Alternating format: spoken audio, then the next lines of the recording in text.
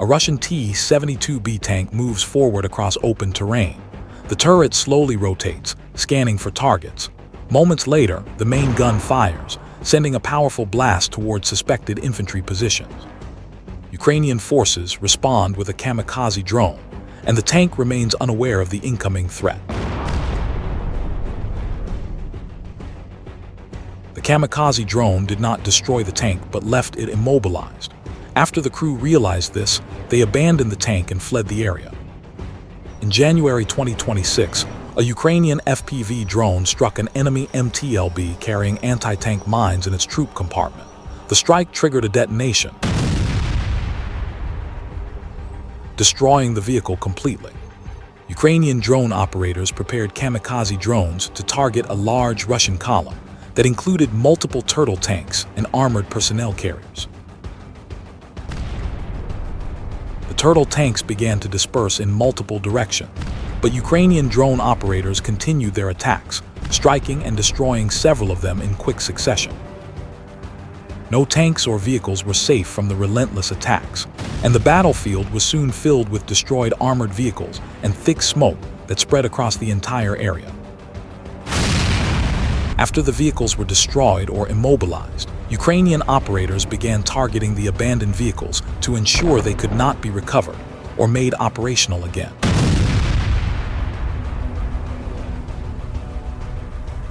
Elsewhere in the Donetsk region, Ukrainian drone operators concluded a segment of a Russian mechanized assault. Most of the armored vehicles were heavily armored turtle tanks, requiring precise drone maneuvers to destroy them. In the footage, Russian forces have installed a large metal cage on the vehicle to mitigate the impact of drone strikes, at least on the first hit.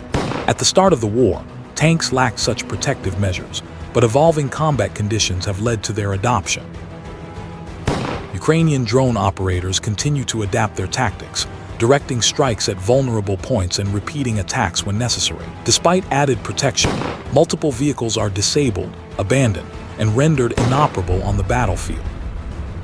These turtle tanks are armored vehicles fitted with improvised metal cages or coverings designed to reduce the effectiveness of drone and anti-tank strikes. From the perspective of Ukrainian drone operators, these tanks remain still vulnerable. Despite thick improvised armor, repeated and precise drone strikes can still disable and destroy them. During the attack, Ukrainian FPV drone operators destroyed 2 BTR-82A vehicles and 2 tanks, including a T-72B3 and a T-72B3M fitted with mine trolls.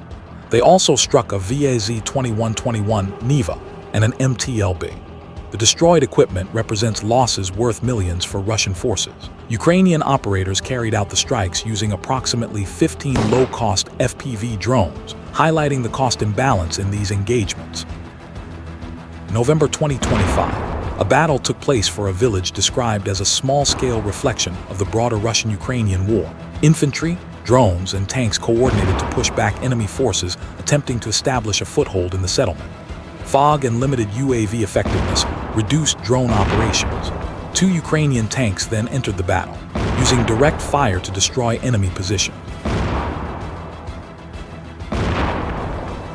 After the Ukrainian tanks destroyed enemy positions through multiple strikes and ran low on ammunition, both vehicles withdrew from the area. During the retreat, one tank was hit by enemy fire, causing a fire, which the crew quickly extinguished.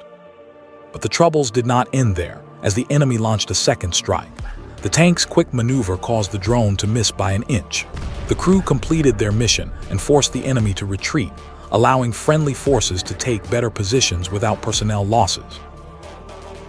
In April 2026, Ukrainian FP-2 kamikaze UAVs and other drones struck targets in Feodosia in Crimea, Stepny in the Donetsk region, and Sukhadilsk in the Luhansk region.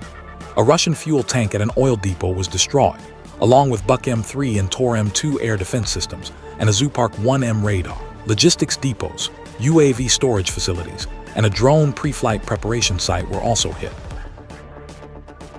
These strikes demonstrate Ukraine's ability to conduct coordinated, long-range drone operations against multiple target types, including air defenses, radar systems, logistics infrastructure, and fuel storage in a single operational sequence. This capability has evolved rapidly since the start of the war, reflecting significant improvements in coordination and strike precision. Russian forces have struggled to effectively counter this expanding drone threat.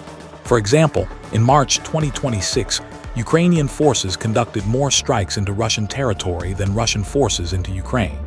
Now this Russian Buk M3 is destroyed by a Ukrainian drone strike. Ukrainian drone operators then moved on to target the Tor M2 systems.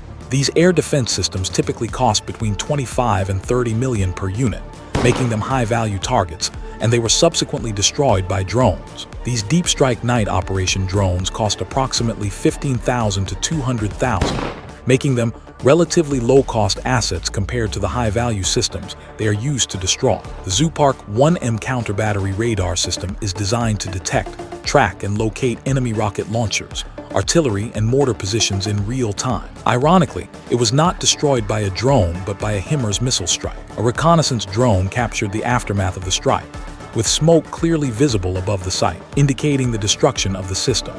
The final strikes carried out by Ukrainian forces targeted UAV storage facilities and a drone pre-flight preparation site, and were conducted at night, as with most of the previous operations.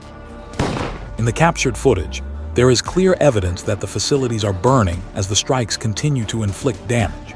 Strikes of this nature can disrupt operations for multiple months. Overall, these strikes inflicted losses worth hundreds of millions on Russian forces and disrupted military production, degrading logistics, air defense coverage, and the ability to sustain operations over time. This marked a significant battlefield success for Ukrainian forces. Drones can also be used to destroy key logistical targets such as bridges. In this footage, a Ukrainian FPV drone destroys a concrete bridge rigged with TM-62 anti-tank mines, which Russian forces had been using to transport personnel and equipment. The mines were placed as a contingency, intended to destroy the bridge in case Ukrainian forces advanced across it. In August 2025, Russian forces planted TM-62 anti-tank mines on a bridge over the Tsada River, preparing to demolish it in the event of a Ukrainian offensive in the Bryansk region. Again, Ukrainian drone operators captured the destruction of a Russian bridge.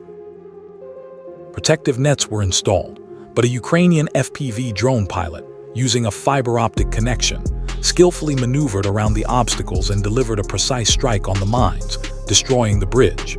This operation highlights how truly skilled Ukrainian drone operators are, as this kind of maneuvering requires a high level of precision, coordination, and real-time control. Elsewhere, in June 2025 in the Donetsk region, a Russian MTU-20 bridge-laying tank en route to deploy a crossing over an anti-tank trench was stopped and destroyed by an FPV drone strike. A reconnaissance drone identified the target, and an FPV drone followed up with a precise strike, completely destroying the tank. In this final footage, Ukrainian forces destroy a railway used by a Russian oil train. The freight train derails, after which FPV drones strike and destroy fuel tanks intended to supply Russian forces. Reports indicate that there were also wounded among Russian personnel during the incident. Ukrainian drone operators deploy kamikaze drones in sustained strikes. As the fuel tanks are hit, the oil ignites, sending thick plumes of burning fuel into the sky. The flames rise several meters high, and the burning oil is visible from miles away. This footage also serves as a stark reminder of the environmental damage caused by the war. If you stayed until the end, feel free to see more footage from the world's most critical conflict zones. Stay informed, stay engaged, and we'll see you next time on Iron Pulse Media.